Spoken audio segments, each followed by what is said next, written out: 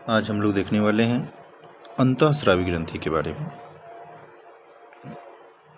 इसके बारे में आप लोग पहले से जानते होंगे। पहले देखने से पहले चैनल को लाइक और सब्सक्राइब करना ना भूलें, क्योंकि नेक्स्ट नोटिफिकेशन आपके पास आसानी से पहुंच पाएगा। देखते हैं हम लोग अंतःस्रावी ग्रंथि के बारे में। किसके बारे में? तो अंतःस्रावी ग्रंथि। तो हम लोग अंतःस्रावी ग्रंथि, अब जानना है कि अंतःस्रावी जो ग्रंथियां होती हैं, ये अंतःस्रावी ग्रंथि क्या है।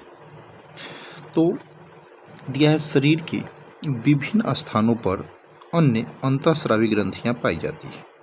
यह प्रत्येक ग्रंथि विशिष्ट हार्मोन, किसका? तो विशिष्ट हार्मोन उत्पन्न करती है। तो यह भी जान लेना जरूरी है कि अंतःस्रावी जो ग्रंथियां होंगी वह क्या उत्पन्न करेंगी, तो वह हार्मोन उत्पन्न करेगी। क्या उत्पन्न करेगी? हार्मोन। तो इस बात को ध्यान देना है कि क्या उत्पन्न करेगी, तो अंतःस्रावी ग्रंथियां हार्मोन उत्पन्न करेगी। क्या? तो हार्मोन। चलिए अब हम लोग देखते हैं कि अंतःस्रावी ग्रंथि जो कि आपको चित्र में दिखाया गया है, हाइपोथैलेमस। हाइपोथैलेमस, तो हाइपोथैलेमस को जब आप देखेंगे तो हाइपोथैलेमस मस्तिष्क में स्थित होता है। कहाँ होगा? मस्तिष्क में। पीनियल, कौन सा? पीनियल। पीनियल भी जो है यह भी मस्तिष्क में पाया जाएगा। पीयूष ग्रंथि, जिसे हम लोग मास्टर ग्रंथि कहते हैं, यह भी जो है आपके मस्तिष्क में पाया जाएगा।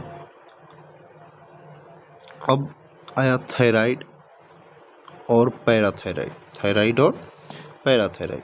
तो जो थायराइड है और पैराथायराइड है, यह दोनों गले में यानी कि कंठ के पास जो है यह दोनों पाया जाएगा। थायराइड के पीछे जो है आपको पैराथायराइड देखने को मिलेगा। अब अग्नाशय जो उदर गुहा में देखने को मिलेगा। अधिवृक्क ग्रंथि, यह भी जो है आपको उदर गुहा में देखने को मिलेगा। वृषण, यह आपको नर में देखने को मिलेगा। कहाँ देखने को मिलेगा? नर में, जो है नर जननांग है। ठीक है। अंडाशय, जो यह आपको मादा में देखने को मिलेगा, और यह क्या, कौन सा जननांग है? तो मादा जननांग है। चलिए अब हम लोग नेक्स्ट आते हैं। तो हम लोग देख लिए कि जो अंतःस्रावी ग्रंथियाँ होंगी वो किसका उत्पादन करेंगी, तो वह उत्पन्न करेंगी हार्मोन। क्या उत्पन्न करेंगी? तो हार्मोन। ठीक है।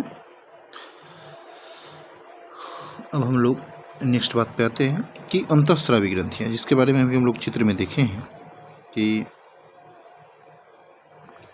थायराइड ग्रंथि। क्या देखें हम लोग? थायराइड। अब जब हम लोग थायराइड के बारे में देखेंगे कि थायराइड ग्रंथि गर्दन के सामने स्थित होती है। थायराइड में बनने वाले हार्मोन आपके निम्नलिखित अंगों को प्रभावित करते हैं। तो थायराइड में बनने वाला जो हार्मोन होगा उसका नाम है थायरॉक्सिन। क्या है? थायरॉक्सिन। यह जो हार्मोन बनेगा वो क्या है? तो थायरॉक्सिन हार्मोन बनेगा। अब दिया है यह किसके लिए, तो प्रभावित क्या क्या करेगा, तो चयापचय, ठीक है, यानी कि मेटाबॉलिज्म को, ऊर्जा स्तर को प्रभावित करेगा। ऊर्जा स्तर के प्रभावित करने के साथ साथ शरीर के तापमान को भी प्रभावित करने का काम करेगा। यह आपके से डायरेक्ट क्वेश्चन में एग्जाम में पूछ दी जाते हैं। कैल्शियम स्तर को भी क्या करेगा? यह प्रभावित करने का काम करेगा। तो यह आपका हो गया कि प्रभावित किससे करेगा। अब हार्मोन द्वारा निर्मित, हार्मोन द्वारा किससे किसका निर्माण होता है, इसके बारे में हम लोग जानेंगे। तो कैल्सीटोनिन, किसका निर्माण होगा? कैल्सीटोनिन। अभी हम बताए हैं कि क्या, तो थायरॉक्सिन, जिसको हम लोग T4 बोलते हैं। क्या बोलते हैं? T4, thyroxine. Try iodothyronine, try iodothyronine यानी कि T3, इसका भी यहाँ से निर्माण देखने को मिलेगा। नेक्स्ट हम लोग आते हैं पैराथायराइड। तो आप लोग पैराथायराइड के बारे में जान रहे हैं कि यह भी जो ग्रंथियां हैं यह भी गर्दन के पास ही देखने को मिलेंगी। यह आपकी गर्दन में स्थित पैराथायराइड ग्रंथि पैराथायराइड हार्मोन PTH 4 छोटी ग्रंथियां होती है जो आपके रक्त में कैल्शियम के स्तर को नियंत्रित करती है। तो यह किसके स्तर को नियंत्रित करेगी? तो याद रखना है कि यह कैल्शियम के स्तर को नियंत्रित करेगी। और यह थायराइड के पीछे आप यहाँ पे देख सकते हैं कि थायराइड और पैराथायराइड दोनों, यानी कि थायराइड के पीछे पैराथायराइड ग्रंथि है। अब हम लोग आगे आते हैं अधिवृक्क ग्रंथि। किस ग्रंथि के बारे में? अधिवृक्क ग्रंथि। यह आपकी अधिवृक्क ग्रंथियाँ आपके गुर्दों के ऊपर स्थित होती है। ये ग्रंथियाँ निम्नलिखित को नियंत्रित करती है। देखेंगे किसको? तो यह तनाव, जो मानसिक तनाव होता है उसको नियंत्रित करती है। ब्लड प्रेशर यानी कि रक्तचाप को नियंत्रित करेगी। चापचे यानी कि ये भी मेटाबॉलिज्म दर को नियंत्रित करती है। अब इससे जो हार्मोन का निर्माण होगा उसके बारे में हम लोग देखते हैं कि हार्मोन का किसका निर्माण होगा। तो हार्मोन के निर्माण में आएंगे तो एड्रेनालाइन, ठीक है, कोर्टिसोल, ठीक है, एल्डोस्टेरोन का निर्माण करेगा, ठीक है, डिहाइड्रो एपिएंड्रोस्टेरोन जिसको हम लोग DHEA बोलते हैं, टेस्टोस्टेरोन, यह कम मात्रा में जो है इसका निर्माण करता है, ठीक है। अब हम लोग नेक्स्ट पेज पे आएंगे। अब देखेंगे पीनियल ग्लैंड। कौन सी ग्लैंड? पीनियल। यह पीनियल ग्रंथि आपके मस्तिष्क के केंद्र के पास स्थित होती है। एक छोटी ग्रंथि है। यह आपके शरीर की जैविक घड़ी, इसको हम लोग शरीर की जैविक घड़ी को नियंत्रित करती है।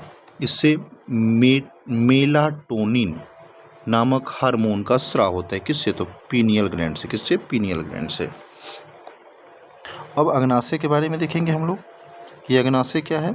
तो आपका अग्नाशय एक लंबी ग्रंथि है जो आपके पेट के पीछे आपके यकृत के नीचे स्थित होती है। दिया इससे अग्नाशय एक बाह्यस्रावी और अंतःस्रावी ग्रंथि है, इसलिए इसको हम लोग क्या बोलते हैं?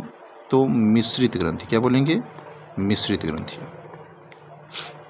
दिया है यह आपके रक्त स्तर, तो याद रखना है, यह इम्पोर्टेंट बात है कि यह आपके रक्त स्तर और पाचन को भी नियंत्रित करने का काम करता है। इससे इंसुलिन का स्राव होगा।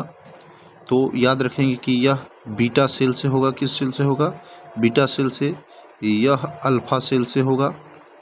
तो इंसुलिन का स्राव बीटा सेल से, अल्फा सेल से ग्लूकागॉन, वासो एक्टिव इंटेस्टाइन पेप्टाइन जिसको हम लोग VIP बोलते हैं, सोमेटोस्टैनिन का भी स्राव करेगा। अब हम लोग देखेंगे अंडाशय। अंडाशय जो कि आपको जान लेना है कि यह महिलाओं के अंदर जो है पाया जाता है। किसके अंदर पाया जाएगा? महिलाओं में।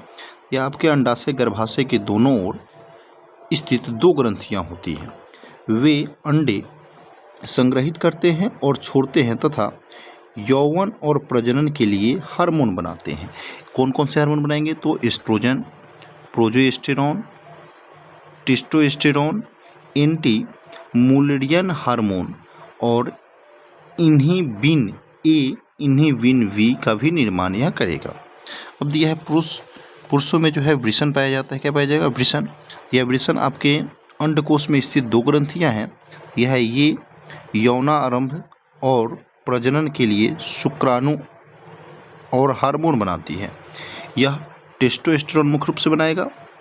दिया है एंटी मुलेरियन हार्मोन यानी कि AMH का निर्माण करेगा।